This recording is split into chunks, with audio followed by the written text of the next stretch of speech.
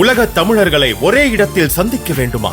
உங்களை அன்புடன் அழைக்கிறது தி ரைஸ் அமைப்பின் 13வது உலக தமிழர்கள் மற்றும் திறனாளர்கள் மாநாடு.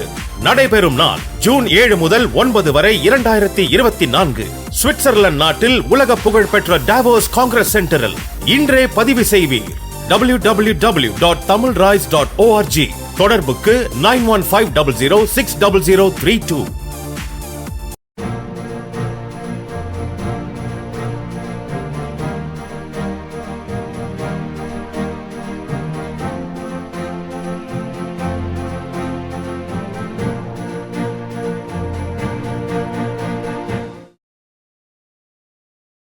இந்தியாவிற்கு தனது நண்பனின் அழைப்பை ஏற்று வந்து பிறகு தமிழ் திரைப்பட உலகில் கொடிகட்டி பறந்த ஒரு இயக்குனர், அதுவும் ஒரு அமெரிக்கர் என்று சொன்னால் நம்ப முடிகிறதா? அவர்தான் எலிஸ் ஆர் டன்கன்.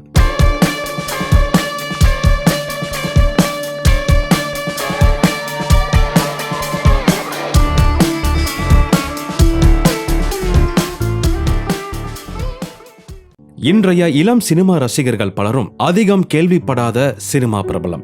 அமெரிக்காவைச் சேர்ந்த இவர் ஒரு தமிழ் திரைப்பட இயக்குனர். தமிழ் சினிமாவின் முடிசூடா மன்னன் எம்ஜிஆர் நடிகராக அறிமுகமான முதல் படமான சதி லீலாவதியை இயக்கிய பெருமை இவரையே சேரும்.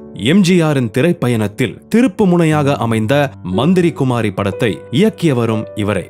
அமெரிக்காவில் உள்ள புகழ்பெற்ற யூனிவர்சிட்டி ஆஃப் கலிபோர்னியாவில் சினிமா துறையில் பட்டம் பெற்ற எலிஸ் ஆர் டன்கன் தன்னுடன் படித்த இந்திய நண்பர் மாணிக் லால் டாண்டன் விடுத்த அழைப்பை ஏற்று 1935 இந்தியா வந்தார். KP சுந்தராம்பாள் நடித்த நந்தனார் படத்தை மாணிக் லால் இயக்கினார். இந்த படத்தின் படப்பிடிப்பு கல்கட்டாவில் நடைபெற்ற போது அதை பார்வையிட வந்திருந்தார் தயாரிப்பாளர் மருதாச்சலம் செட்டியார்.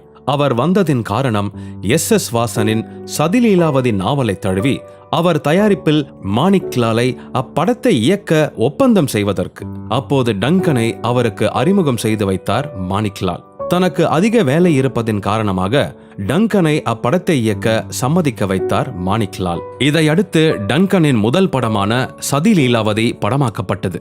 ஆங்கிலம் தவிர வேற எந்த மொழியும் தெரியாத டன்கனுக்கு நடிகர்களிடமும் தொழில்நுட்ப கலைஞர்களிடமும் தான் சொல்வதையும் அவர்கள் சொல்வதையும் மொழிபெயர்த்தார்கள் டன்கனின் ஆங்கிலம் தெரிந்த தமிழ் உதவியாளர்கள். பிற்காலங்களில் ஒட்டுமொத்த தமிழகத்தை ஆளவிருந்த எம்ஜிஆர் இப்படத்தில் ஒரு குணச்சித்திர வேடத்தில் அறிமுகமானார். படத்தில் நடித்தவர்கள் பெரும்பாலோர் நாடக நடிகர்கள் என்பதால் தங்களது வசனங்களையும் பாவனங்களையும் மேடை நாடகங்களில் நடிப்பது போலவே அதிகரித்து நடித்தார்கள். ஆனால் டன்கனின் தூண்டுதலால் கேமராவிற்கு ஏற்றவாறு மாற்றிக்கொண்டார்கள். படம் வெளியாகி ஒரு மிகப்பெரிய வணிக வெற்றியாக அமைந்தது. இந்த படத்தின் பிலிம் நெகட்டிவ்கள் எதுவும் முழுமையாக பராமரிக்கப்படவில்லை.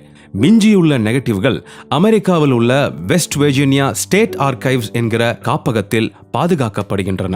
இந்த அபார வெற்றிக்கு பிறகு தமிழில் சீமந்தினி, இரு சகோதரர்கள், அம்பிகாபதி, சகுந்தலை, சூரியபுத்திரி, காலமேகம், தாசி பெண் என பல படங்களை இயக்கினார் டன்கன். தமிழ் சினிமாவின் முதல் ஹீரோவான தியாகராஜ பாகவதரை சூப்பர் ஸ்டார் அந்தஸ்துக்கு உயர்த்திய படம் டன்கன் இயக்கத்தில் வெளிவந்த அம்பிகாபதி.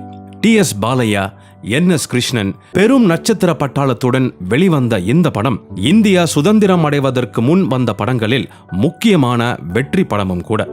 முதலில் இசையமைப்பாளரின் பெயர் டைட்டில் கார்டில் போட்ட படமும் இதுவே.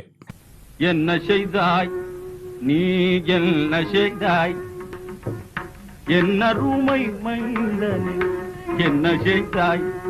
MS சுப்பலட்சுமி நடித்த மீரா படத்தையும் இயக்கினார் எலிஸ் ஆர் டன்கன். படம் வசூல் ரீதியாக மாபெரும் சாதனை படைத்தது.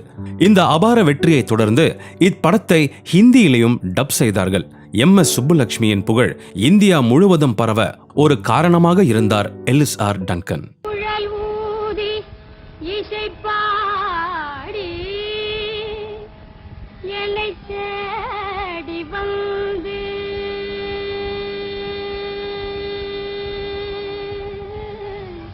இந்து புராண கதாபாத்திரங்களை கொண்ட கதைகளையே அதிகம் இயக்கியுள்ளார் டன்கன் என்பது குறிப்பிடத்தக்கது.